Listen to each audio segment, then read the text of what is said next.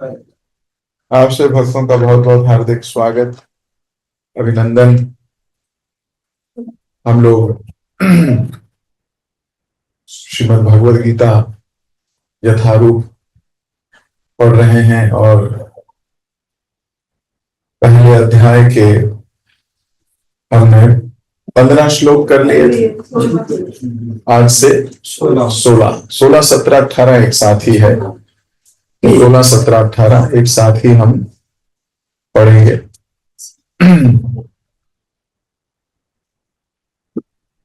सबके पास अपनी गीता है, कॉपी है, पेन है। Very nice.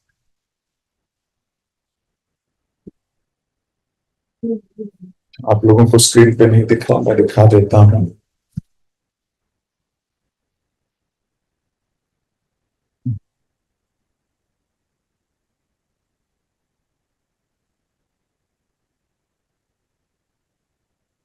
सब लोग मेरे पीछे पीछे दोहरा सकते हैं ये श्लोक। अनंत विजयम राजा कुंती पुत्रो युधिष्ठिरा नकुला सहदेवश्च सुघोष मणिपुष्पको काश्यश्च परमेवास शिखंडी च महारथा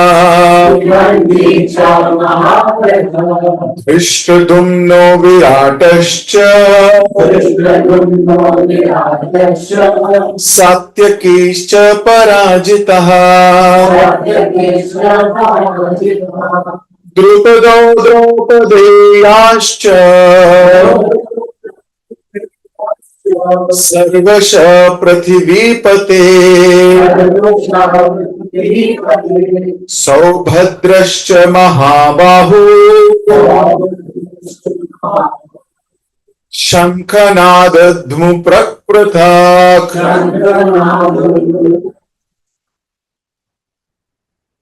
अनुवाद, शब्दार्थ अनुवाद और तात्पर्य श्रील प्रभुपाद जी के द्वारा। जगत गुरु श्रील प्रभुपाद की अनंत विजयम, अनंत विजय नाम का शंख राजा कुंती पुत्र, कुंती के पुत्र युधिष्ठिर, नकुल, सहदेव ने च तथा सुघोष मणिपुष्पको, सुघोष तथा मणिपुष्पक नामक शंख काश्य, काशी वाराणसी के राजा ने च तथा परमेशुआस महान धनुर्धर शिखंडी ने च भी महारथ हजारों से अकेले लड़ने वाले धृष्टद्युम्न राजा द्रुपद के पुत्र ने विराट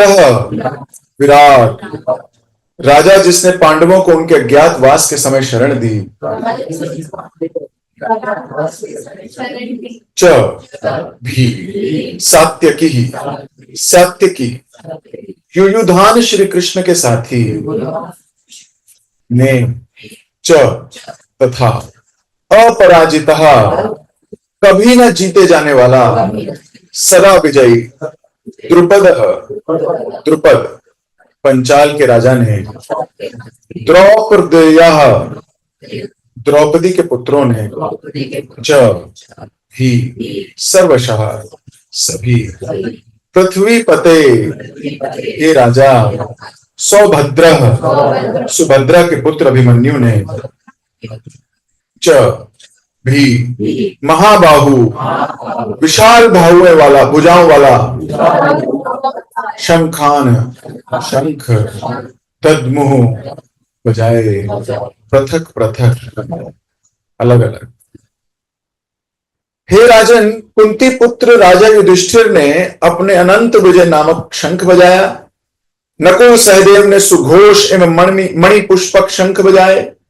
महान धनुर्धर काशीराज परम योद्धा शिखंडी, धृष्टद्युम्न, विराट, अजय, सात्यकी, द्रुपद, द्रौपदी के पुत्र तथा सुभद्रा के महाबाहु पुत्र आदि सबों ने अपने अपने शंख बजाए। तात्पर्य, संजय ने राजा धृतराष्ट्र को अत्यंत चतुराई से यह बताया कि पांडु के पुत्रों को धोखा देने तथा राज्य सिंहासन पर अपने पुत्रों को आसीन करने की यह अविवेकपूर्ण नीति श्लाघनीय नहीं थी। लक्षणों से पहले ही सूचित हो रहा था कि इस महायुद्ध में सारा कुरुवंश मारा जाएगा। भीष्म पितामह से लेकर अभिमन्यु तक तथा अन्य पौत्रों तक विश्व के अनेक देशों के राजाओं समेत उपस्थित सारे के सारे लोगों का विनाश निश्चित था। यह सारी दुर्घटना राजा धृतराष्ट्र के कारण होने जा रही थी, क्योंकि उसने अपने पुत्रों की कुनीति को प्रोत्साहन दिया था। ओम ज्ञानतिमिरान्धस्य ज्ञानाञ्जनशलाकया चक्षुरुन्मीलितं येन तस्मै श्रीगुरुवे नमः। श्रीचैतन्यमनोभीष्टं स्थापितं येन भूतले स्वयं रूप कदा मह्यं ददाति स्वपदान्तिकम्। वन्देऽहं श्रीगुरो श्रीयुतपदकमलं श्रीगुरुं वैष्णवांश्च श्रीरूपं साग्रजातं सहगण रघुनाथान्वितं तं सजीवं सावधूतं सावधूतं परिजन सहितं कृष्ण चैतन्य देवं श्री राधा कृष्ण पादान सहगण ललिता श्री विशाखान्वितांश्च श्री कृष्ण करुणा सिंधु दीनबंधु जगत्पते गोपेश गोपिका कांता राधा कांता नमोस्तुते। तप्त कांचन गौरांगी राधे वृंदावनेश्वरी वृषभानुसुते देवी प्रणमामि हरि प्रिये। वाञ्छाकल्पतरुभ्यश्च कृपा सिन्धुभ्य एव च पतितानां पावनेभ्यो वैष्णवेभ्यो नमो नमः। जय श्री कृष्ण चैतन्य प्रभु नित्यानंद अद्वैत गदाधर श्रीवासादि गौर भक्त वृंद। हरे कृष्णा कृष्णा कृष्णा हरे हरे राम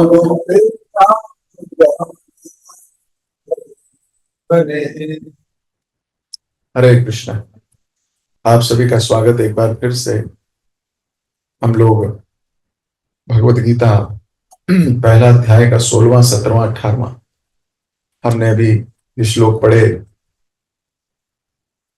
युद्ध तो ठन चुका है, युद्ध की बात तो हो चुकी, बात क्या, अब तो युद्ध युद्ध है। अब तो आमने सामने सेना खड़ी है। पिछली क्लास में शंख बजा दिया था भगवान का हमने, अर्जुन ने भी शंख बजा दिया था, भीम ने भी शंख, सबने शंख बजा दिए थे। आज की क्लास में युधिष्ठिर ने बजाया है। एक हफ्ता लेट हो गई, वो पहले बजा गए, अभी थोड़ा बाद में बजा रहे हैं, लेकिन बज रहा है अभी शंख। सबके शंख बज रहे हैं। युधिष्ठिर, उसके बाद नकुल, सहदेव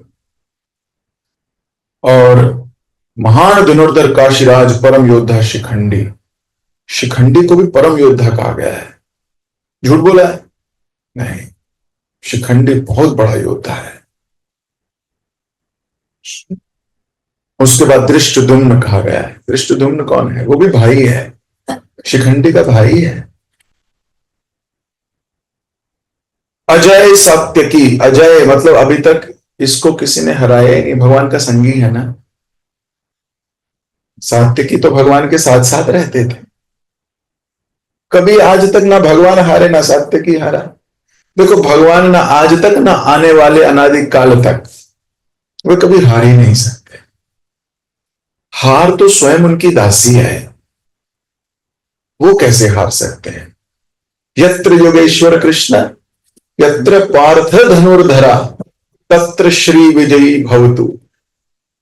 वहां विजय है ही है, जहां कृष्ण है वहां विजय है। ये संसार के लोग इसको समझ नहीं पाते, वो बिना कृष्ण के विजय होना चाहते हैं।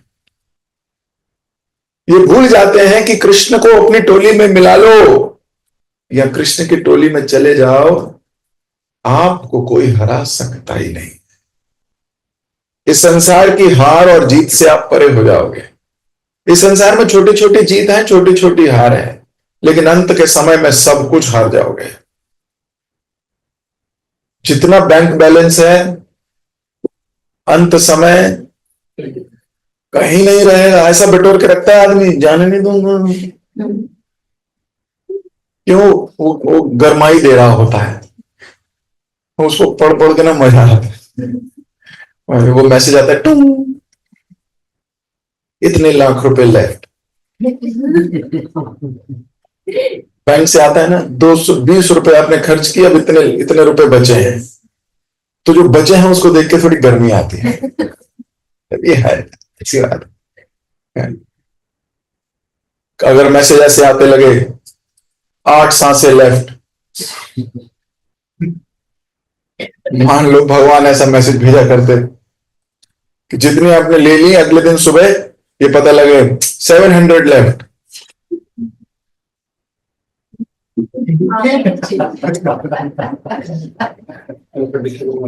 बढ़ जाएगा।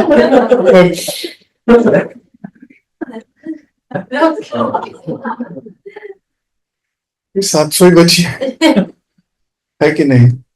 घबरा जाएगा आदमी। इसलिए भगवान ने ये मैसेज सिस्टम नहीं लगाया। भगवान ने अपने मैसेज सिस्टम लगाए हैं, बाल सफेद करते हैं पहले थोड़े, बोलते मेरा मैसेज सिस्टम बहुत पुराना है, बहुत साल पहले मैं इत्तला दे देता हूं। थोड़े दांत हिलने लगेंगे हल्के हल्के,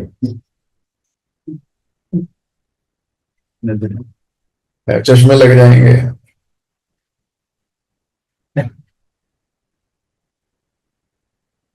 हाँ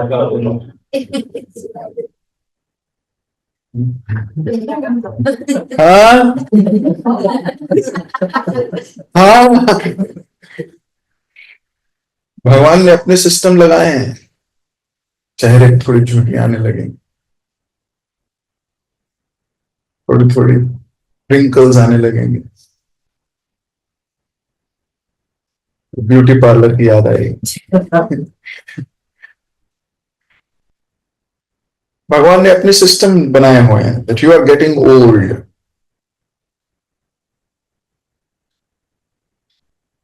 लेकिन व्यक्ति सोचता है आई हैव सो मच, और मेरे पास है, मैं बड़ा खुश, लेकिन अंत के समय सब कुछ छीन लिया जाएगा, सब कुछ। अंत के समय भगवान सब कुछ छीन लेंगे। इससे अच्छा है जीते जी भगवान की सेवा में लगाया जाए। वो होता नहीं ऐसे, जाने पड़ेगा, नहीं जाने। अगर व्यक्ति में यह विचार आ जाए कि अगर कृष्ण उसके साथ आ गए तो उसको कोई हरा ही नहीं सकता। अजय है तो सत्य के आगे लिखा है अजय सात्यकी।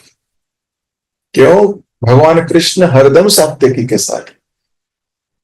द्रुपद द्रौपदी के पिता, धृष्टद्युम्न इनका भाई है, सुभद्रा के महाबाहु कौन है? अभिमन्यु। सबने अपने अपने शंख बजाए हैं। शंख मतलब अपना हॉर्न बजा दिया अपनी गाड़ी का, टैंक वाइन का, अपना सायरन वायरन लगा दिया, बजा दिया है ना, जैसे कोई इमरजेंसी हो तो सायरन बजता है, सायरन बजते हैं। और भयानक, सोचो कितना भयानक, एकदम शंख। एक शंख बजता है तो बड़ी अच्छी ध्वनि, बड़ा अच्छा लगता है, मालूम है आपका ना, आपको तो पता है सब कुछ। शंख बजाते कितनी पॉजिटिव वाइब्रेशन आती है। शास्त्र कहते हैं कि शंख की आवाज जहां तक जाती है कोई नेगेटिव एनर्जी उतने स्थान तक आ नहीं सकती। जहां तक शंख की आवाज जाएगी, भगवान की सेवा में लगा है शंख, जहां शंख बजता है, जहां तक आवाज जाती है वहां तक ना नेगेटिव एनर्जी, कोई भूत नहीं, कोई नजर नहीं, कोई ये नहीं, कोई वो नहीं, सब गायब। इतना पावरफुल है भगवान के शंख। तो यहां सब लोग शंख बजा रहे हैं इधर से, बताने के लिए कि अब तुम्हारा हो गया बस। बहुत पावरफुल हैं ये। उस समय उद्घोष भी हुआ करता था। बिगिनिंग ऐसे ही होती थी, है ना। बिगिनिंग, एक युद्ध की बिगिनिंग भी देखो कितनी पॉजिटिव बिगिनिंग है। युद्ध की बिगिनिंग भी शंख से हो रही है। आजकल युद्ध की बिगिनिंग होती नहीं, पता ही नहीं लगता किसी को युद्ध हो रहा है ना? मतलब देशों में जब युद्ध होता है तो एकदम से अटैक करते हैं, बिना बताए हुए, चेतावनी नहीं देते पहले। कल दोपहर 12 बजे 3 मिनट पर हम आक्रमण करेंगे, पूरे देश को पता है, किसी को नहीं पता होता। पहले जमाने में इतनी मैनरिज्म था कि पहले सावधान, निहत्थे पे हाथ नहीं उठाया जाता था। अब तो वेट किया जाता है वो निहत्था कब हो,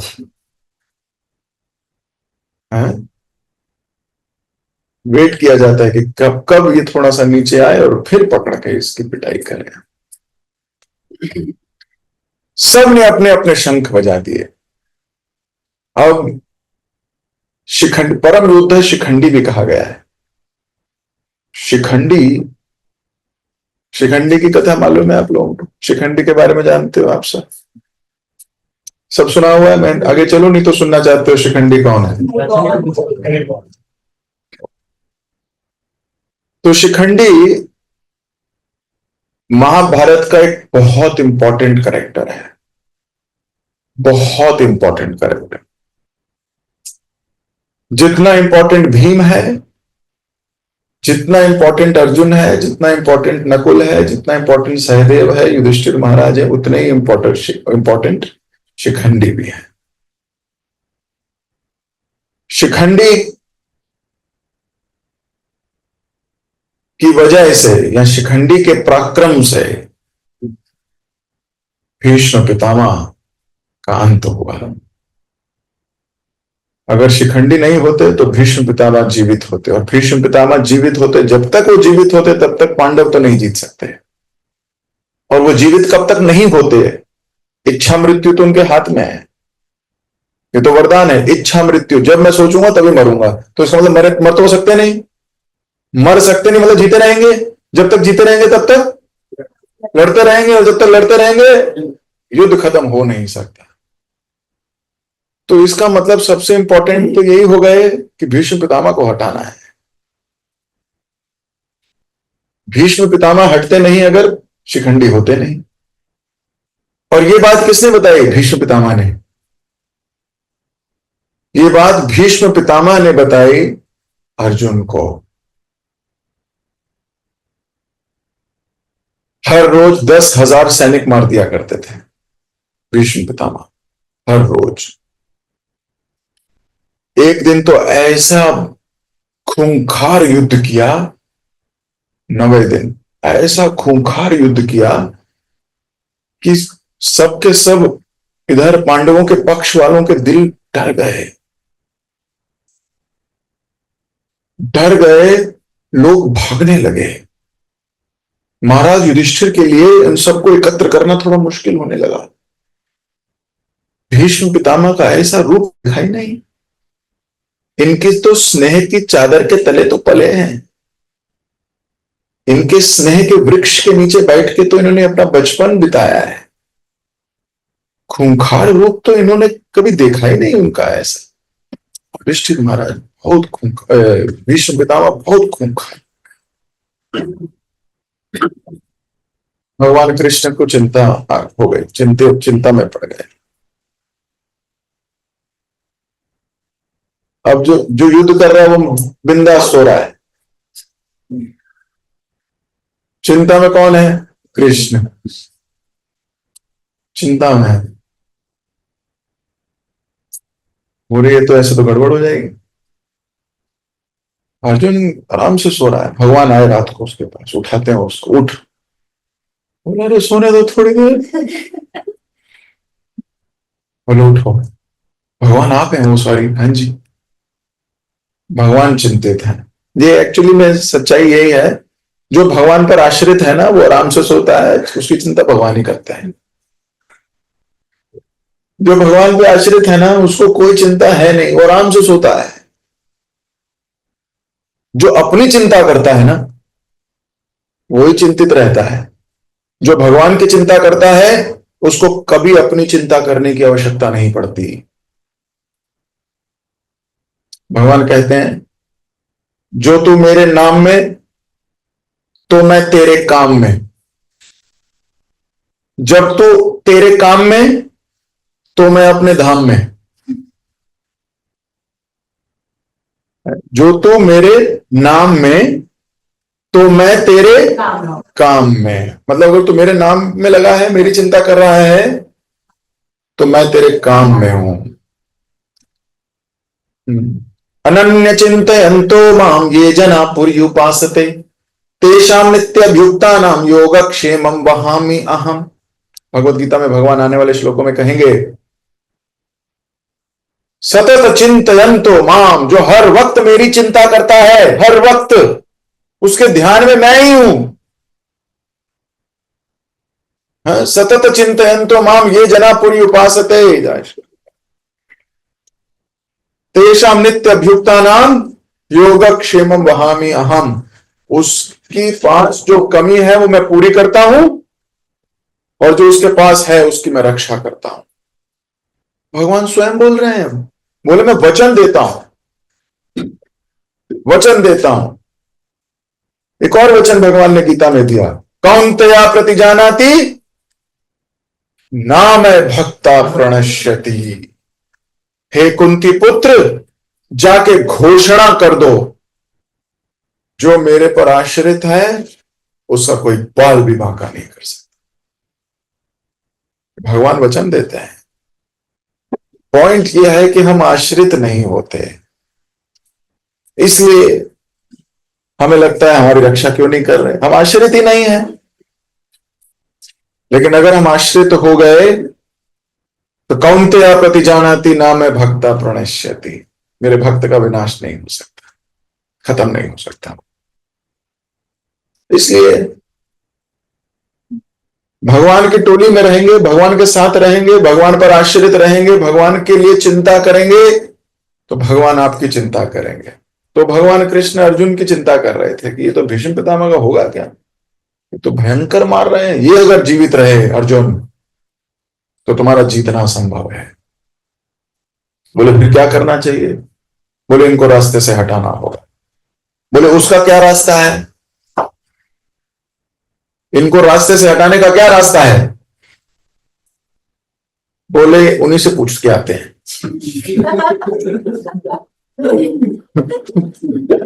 बोले भाई ये तो उन्हीं से पूछना पड़ेगा कि आपको रास्ते से हटाने का क्या तरीका है। तो भगवान कृष्ण अर्जुन को लेके पहुंच जाते हैं इधर भीष्म पितामह के शिविर में। पितामह तभी जाग रहे होते, तो भगवान कृष्ण को और अर्जुन को आया देखते खड़े हो जाते हैं, भगवान को प्रणाम करते हैं। भगवान के तो भक्त हैं, ये परम भक्त हैं। भीष्म पितामह तो महाजनों में से एक हैं। भगवान के 12 महाजन हैं, 12 टॉप क्वालिटी डिवोटीज, उसमें से एक भीष्म पितामह है। और 13th पता है कौन है? 13th आप में से कोई होगा, ये भी हो सकता है। अगर आप जान लगा के बनो, why can't you become the 13th महाजन? तो अलग बात है, there are so many more. Prabhupada ji is 13th, then there are so many more, but you can also become one. आप भी भगवान के महाजन हो सकते हो। हाँ, बाकी 11 कौन से? किसी दिन 12 महाजनों पे कथा करेंगे। तो इनके पास पहुंच गए, इन्होंने प्रणाम किया, भगवान मेरे कक्ष में आए। तब तक युद्ध में ये नियम था, भीष्म पितामह ने कुछ नियम बनाए थे कि इस जंग के कुछ नियम हैं। जैसे कोई भी टूर्नामेंट होता है तो उसके भी नियम पहले बनाए जाते हैं। आईपीएल के भी कुछ नियम होंगे ना, अपने नए भी आए होंगे। Impact player, it is a new नियम। सो हर जंग के कोई नियम है। तो भीष्म पितामह ने कहा था जैसे ही सूर्यास्त होगा उसके बाद युद्ध नहीं होगा, पहला नियम।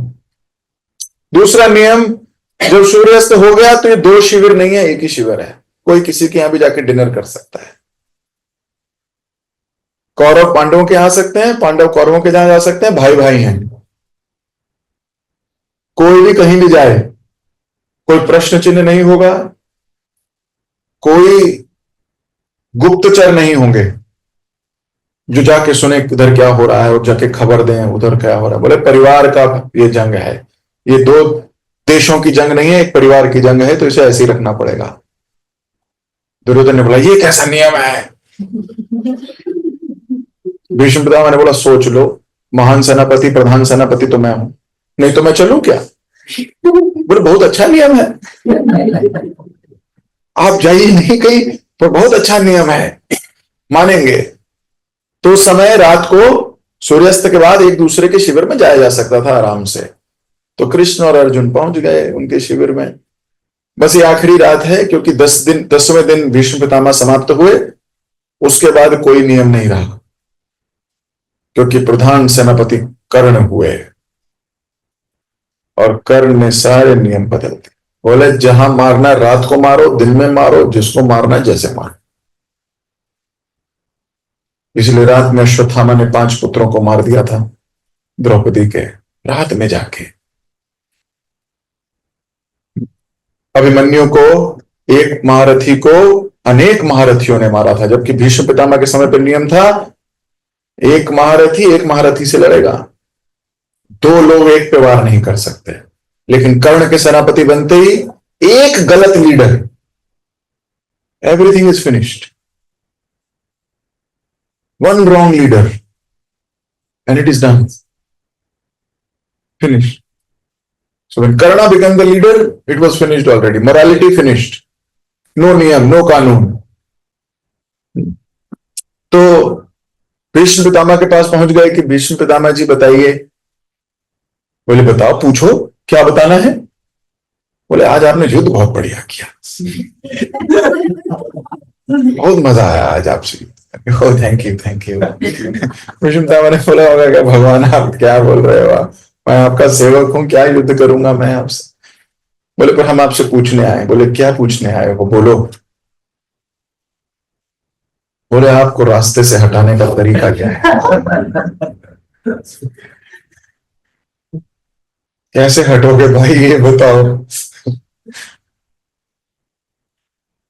तो वहां पर भीष्म पितामह ने गुप्त लैंग्वेज में शिखंडी की तरफ इंगित किया। जब तक शिखंडी को अपने रथ पे ले आना, मैं उस पर अस्त्र नहीं चला। तो शिखंडी, इन्होंने बोला जय, थैंक यू। अर्जुन ने बोला चलो हो गया अब चलें क्या, हो गया। हालांकि अर्जुन बहुत प्यार करते थे, भीष्म पितामह से उनका स्नेह अद्वितीय है। रास्ते में जाते जाते कृष्ण से पूछते हैं ये शिखंडी का क्या माजरा है, ये भीष्म पितामह शिखंडी से क्यों युद्ध नहीं करेंगे? शिखंडी तो महारथी है, उससे क्यों युद्ध नहीं करेंगे? आपको मालूम है किसी को? तो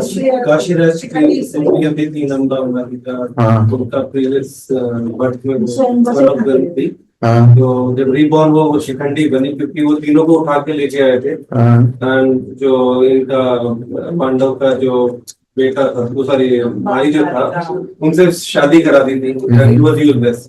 तो उसने तो मना कर दिया था कि I will not go with him. तो उसको फिर वापस छोड़ दिया, बट जिसके पास वापस छोड़ा उसने भी नहीं स्वीकारा। तो शी हैड टू। नहीं, पर इसको क्यों नहीं मारेंगे? क्योंकि स्त्री पे हाथ नहीं उठाते थे, ना वो स्त्री है ना वो पुरुष। ओ, तो वो तो ना स्त्री है ना पुरुष, फिर उस पर वार क्यों नहीं कर सकते? नहीं, वो स्त्री है या पुरुष है? दोनों में से कुछ नहीं है। बहुत जरूरी है ये कॉन्सेप्ट क्लियर होना आज। ट्रांसजेंडर है, ओके ओके। अब आपको बता दूं, आप सब गलत हो। ठीक है, अब सुनना चाहोगे सच्चाई है?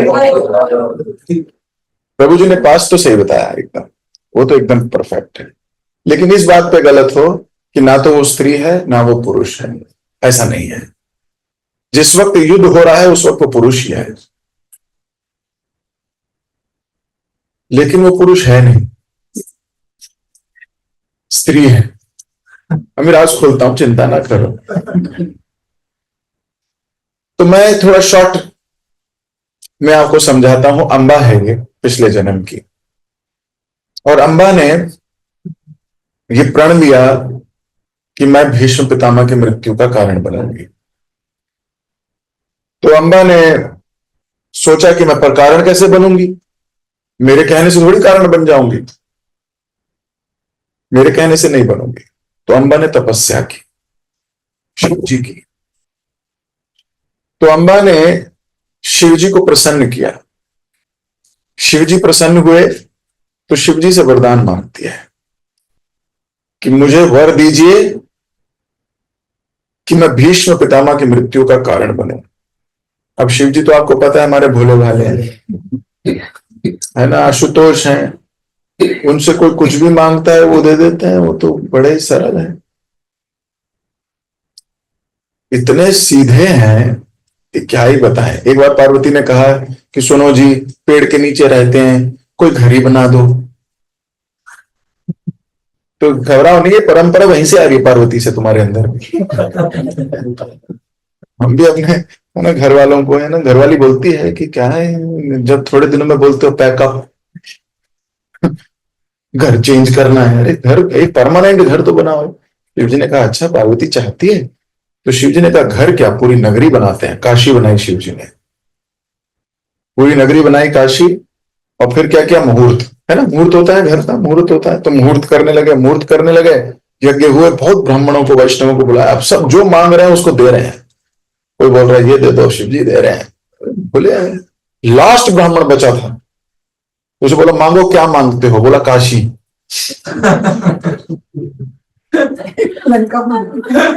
शिव जी ने कहा चल ले लो, पूरी काशी उसको दान दी। पार्वती को बोला चलो उसी पेड़ के नीचे।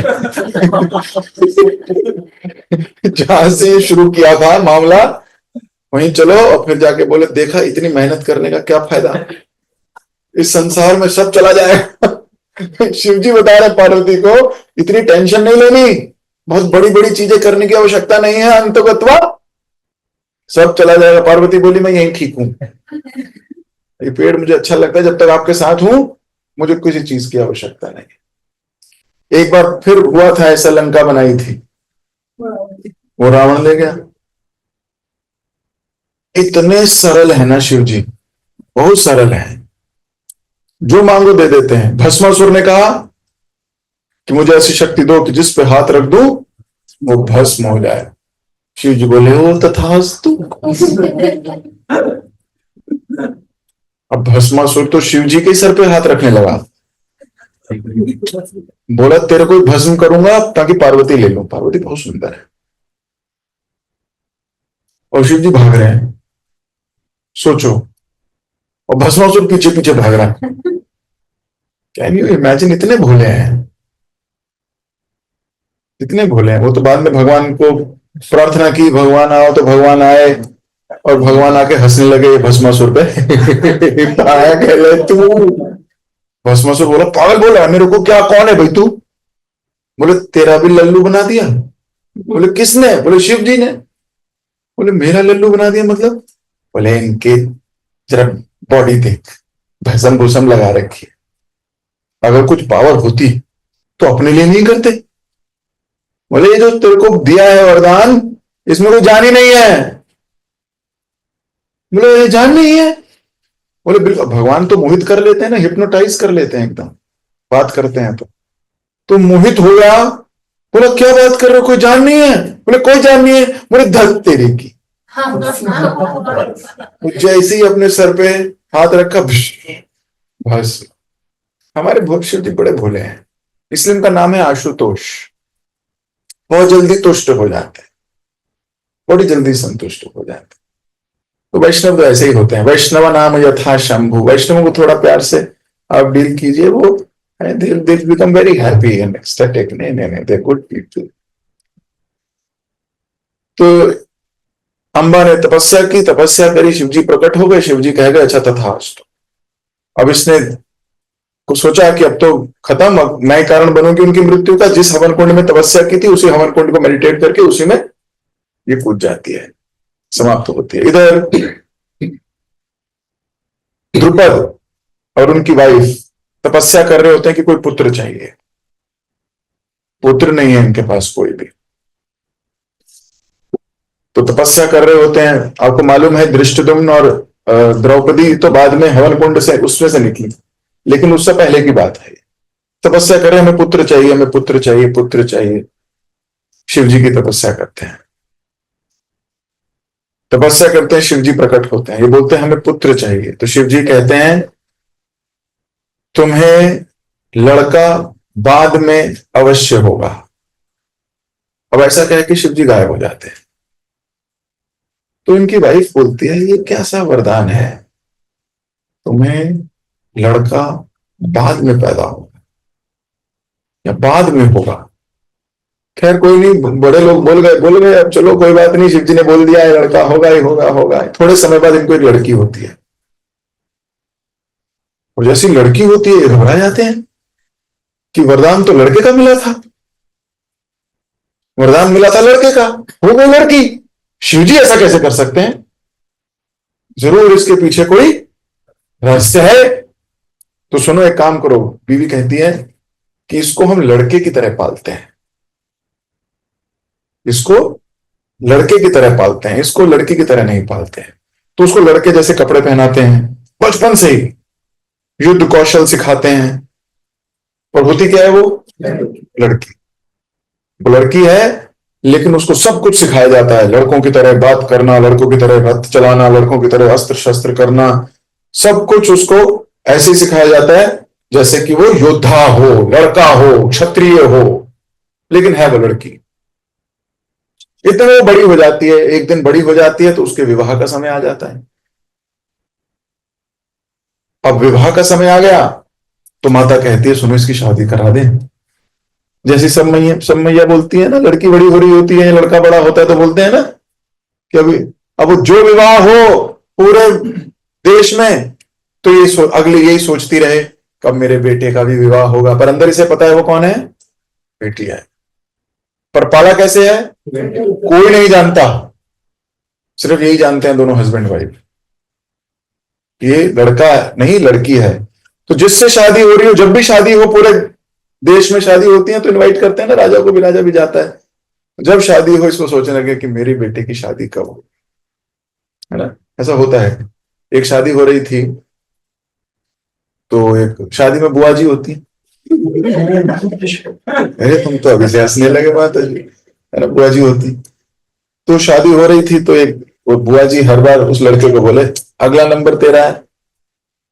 फिर अगली शादी हुई किसी की, उसमें भी वो बुआ जी मिली उसको, बोले अगला नंबर तेरा है। अब इस लड़के को बड़ा अजीब लगता था यार, हर बार अगला नंबर मेरा, अगला नंबर मेरा, ये क्या मतलब है। फिर अगली शादी हुई तो वहां बुआ जी फिर थी और ऐसे बोले अगला नंबर तेरा है। थोड़े दिनों बाद इनके घर में एक डेथ हुई। अब बुआ जी वहीं खड़ी हैं, ये लड़का आके बोलता है अगला नंबर तेरा है।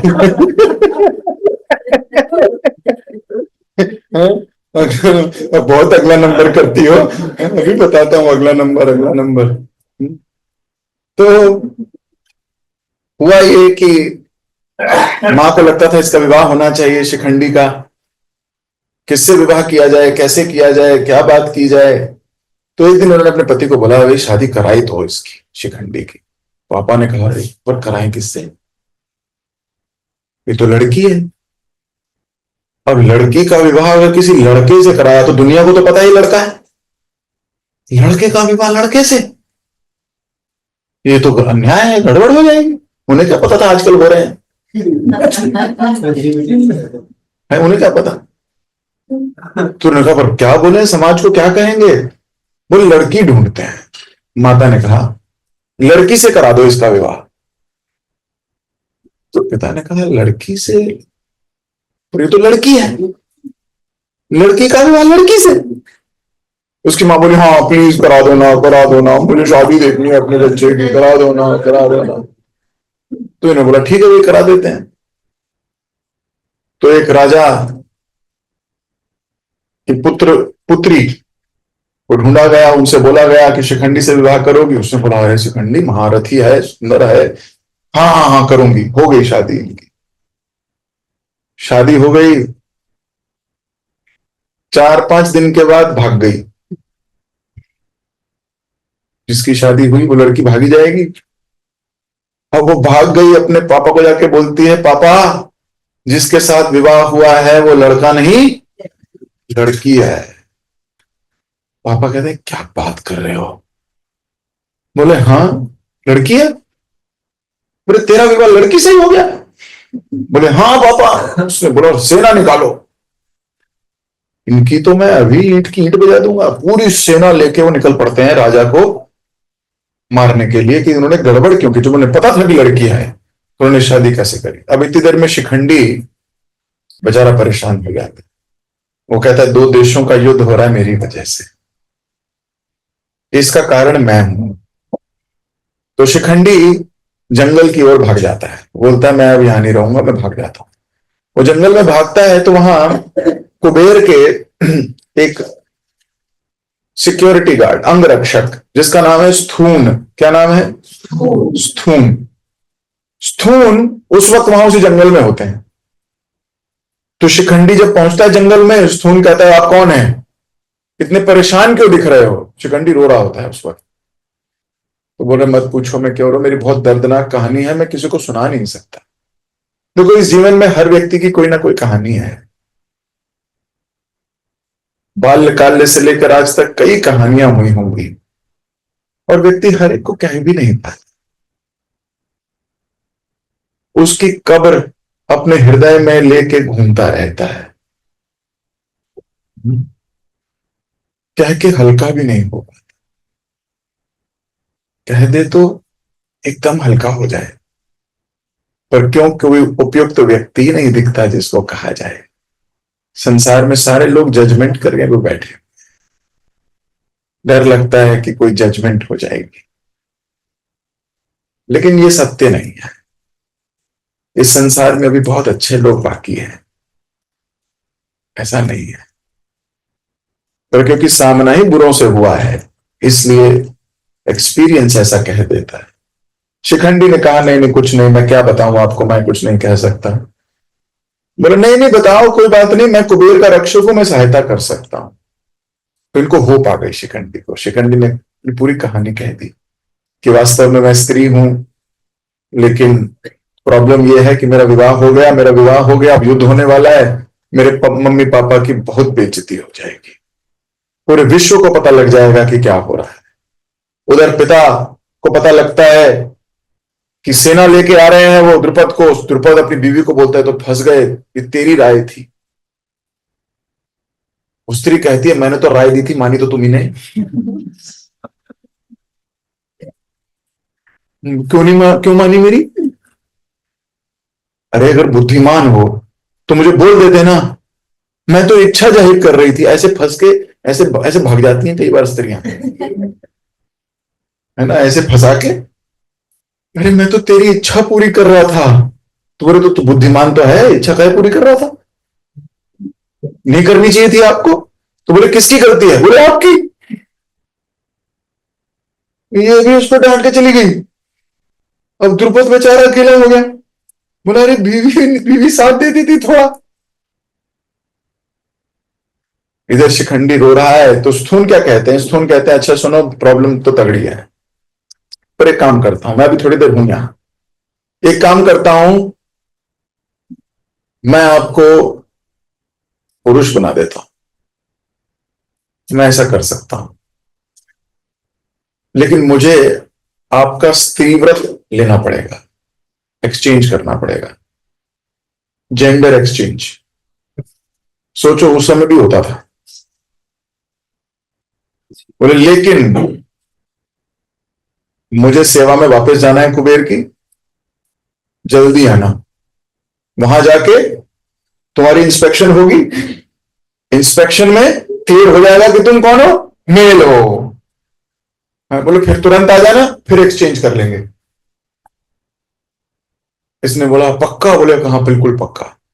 तो वो कोई मंत्र वंत्र करके जेंडर एक्सचेंज हो गया। शिखंडी वापस अपने घर पहुंच जाते हैं, उधर से सेना भी आ जाती है। तो सेना को पता लगता है कि युद्ध करने वाले। बोले युद्ध क्या करना है भाई, तुम्हारी लड़की पागल है, तुम्हारी लड़की को पता ही नहीं, तुम्हारी लड़की पागल है। तो अपने कॉन्फिडेंशियल लोगों को भेजता है कि नहीं जाओ, डॉक्टर को भेजता है, वैद्य को भेजता है, जाओ जाके चेक करो, ये करो। वो आके बोलते हैं अरे यार वो तो मेल है, शिखंडी तो मेल है। तो राजा बड़ा शर्मिंदा हो जाता है कि हमारी लड़की ने गलत बात बताई हमें। तो बोलते हैं बाल चपलता में हमारी लड़की को क्षमा करो। ये थोड़ी बाल चपलता हो गई, हम तो ऐसी सेना लेके आए थे, अब ये सेना आपकी सेना की सेवा करेगी। थोड़े दिन सेवा करके हाथ पैर दबाएंगे है और फिर चले जाएंगे, क्षमा कर दो। तो वो चले जाते हैं वापस। शिखंडी को वापस जाना है। अब शिखंडी इससे पहले कि वापस जाए वहां कुबेर आ जाते हैं और कुबेर बोलते हैं स्थून, स्थून तुम कहां हो? अब स्थून तो वही है पेड़ के पीछे, स्त्री बन के खड़ा है। कुबेर बोल रहे हैं स्थून तुम कहां हो? स्थून यही हूं।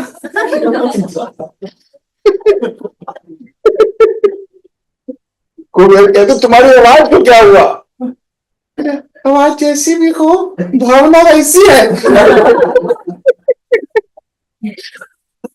आवाज जैसी भी हो भाई, मैं सेवक हूं आपका, सेवक ही रहूंगा। बाहर निकल। ढूंढ नहीं निकल सकता। बोलते हैं क्या माजरा है, जल्दी बता नहीं तो तुझे भस्म कर दूंगा। कुबेर बहुत गुस्से में है कि एक दिन से गायब है, थोड़ी देर के लिए गया था, अभी तक सेवा में वापस नहीं आया। किसी को सेवा दो और वो सेवा पलट कर ना आए, रिपोर्ट ना करे, सेवा ना बताए, तो गुस्सा आता है उसके ऊपर। मन है कि नहीं? अब उसको गुस्सा आ गया, कुबेर गुस्सा कर रहे हैं उसके ऊपर। स्थून एंड में बोलता है सॉरी, एक्चुअली स्वामी मैं आपसे झूठ नहीं बोल सकता, मुझे एक स्त्री पर दया आ गई थी। बोले फिर क्या किया तूने? बोले कुछ नहीं, हमने जेंडर एक्सचेंज कर लिया। कुबेर को इतना गुस्सा आता है, बोले सेवा छोड़ के जेंडर जेंडर खेल रहा है? फिर तो सेवा में भेजा था, तू सेवा छोड़कर ये काम करता है, जा तुझे श्राप देता हूं हमेशा ऐसा ही रहे।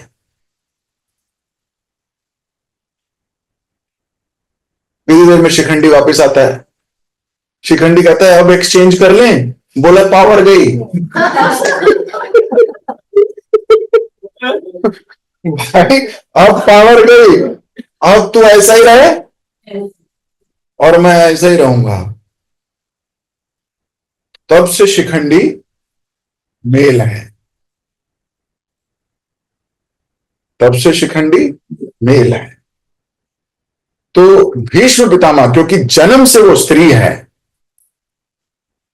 तो भीष्म पितामह बोले क्योंकि वो जन्म से स्त्री है तो मैं उस पर वार नहीं कर सकता, मैं उस पर हाथ नहीं उठा सकता। भले ही वो अभी मेल है लेकिन मैं उस पर हाथ नहीं उठा सकता। ये भगवान कृष्ण अर्जुन को रास्ते में जाते जाते सुनाते हैं कि वो शिखंडी महारथी अभी तो महारथी है। और फिर द्रुपद को वो बात याद आती है शिव जी की, क्या वरदान दिया था, जो बाद में जाके तुम्हें पुत्र होगा।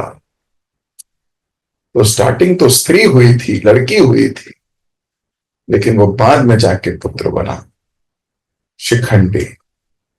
इसीलिए यहां शिखंडी को लिखा गया है परम योद्धा शिखंडी। बाकियों के आगे कुछ नहीं लिखा, महान धनुर्धर लिख दिया, हाँ, पर यह नहीं लिखा परम योद्धा। परम योद्धा क्यों? क्योंकि वो भीष्म को मारने वाला है। भीष्म को तो कोई भी नहीं मार सकता। एक दिन पहले भगवान ने भी उठा लिया था रथ का पहिया, बोले इनको कोई नहीं मार सकता, मैं ही मारता हूं।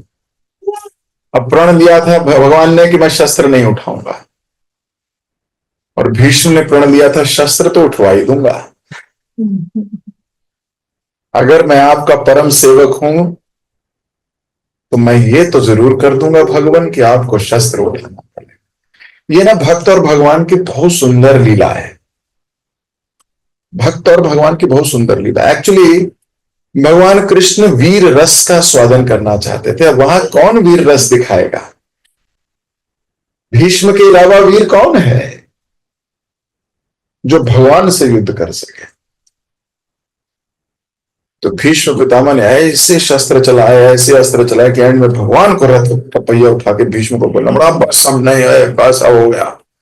भीष्म पितामह ने तुरंत हथियार डाल के बोले, हाँ भगवान अब सब हो गया, अब सब हो गया। ये जो आपने भक्त की प्रतिज्ञा की रक्षा करने के लिए अपनी प्रतिज्ञा तोड़ी है, इससे भगवान आपका फेम और बढ़ गया।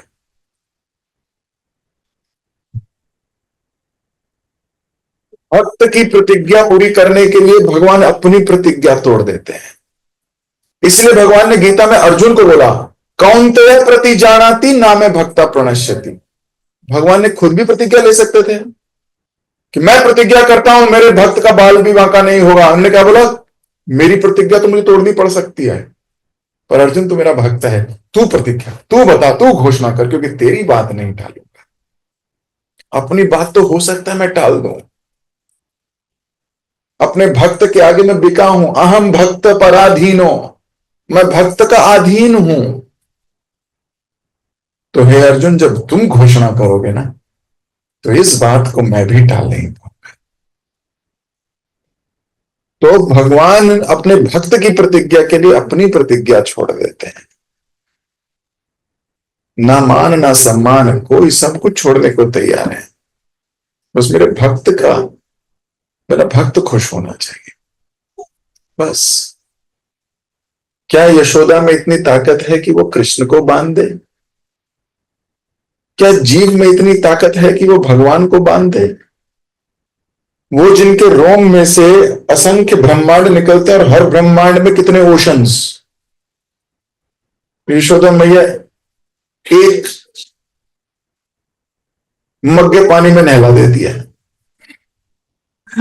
वो जिसके अंदर से करोड़ों ओशंस निकलते हैं, उसको एक मग्गे पानी में नहला देती है।